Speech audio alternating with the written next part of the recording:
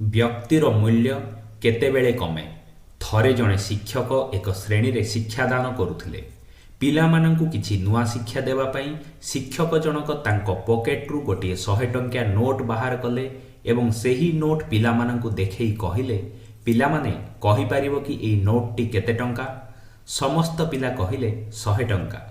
ଶିକ୍ଷକ ପଚାରିଲେ, ଏଇ ନୋଟ୍ କିଏ ନେବାକୁ ଚାହିଁବ? ସମସ୍ତ ପିଲା ଟଙ୍କା ନେବାକୁ ହାତ ବଢ଼ାଇଲେ।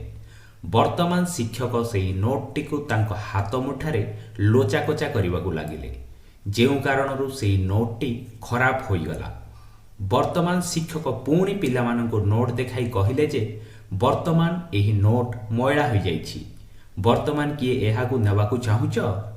ଏହାପରେ ମଧ୍ୟ ସବୁ ପିଲା ଟଙ୍କା ନେବାକୁ ହାତ ବଢ଼ାଇଲେ।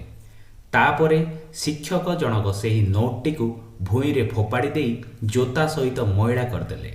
ତାପରେ ଶିକ୍ଷକ ନୋଟ୍ ଉଠାଇ ପିଲାମାନଙ୍କୁ ପୁଣି ଦେଖାଇଲେ ଏବଂ ପଚାରିଲେ, କିଏ ଏହାକୁ ନେବାକୁ ଚାହୁଁଛ? ସବୁ ପିଲା ପୁଣି ହାତ ବଢ଼ାଇଲେ। ବର୍ତ୍ତମାନ ଶିକ୍ଷକ କହିଲେ ଯେ, ପିଲାମାନେ, ଆଜି ମୁଁ ତୁମମାନଙ୍କୁ ଏକ ଗୁରୁତ୍ୱପୂର୍ଣ୍ଣ ଶିକ୍ଷା ଦେଉଛି। ଏହା ଏକ 100 ଟଙ୍କିଆ ନୋଟ୍ ଥିଲା।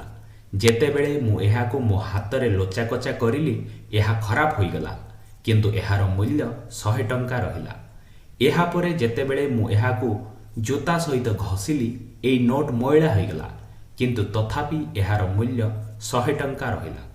ସେହିଭଳି ଜଣେ ବ୍ୟକ୍ତିର ମୂଲ୍ୟ ଏବଂ ଜଣେ ବ୍ୟକ୍ତିର ସାମର୍ଥ୍ୟ ସର୍ବଦା ସମାନ ରହିଥାଏ।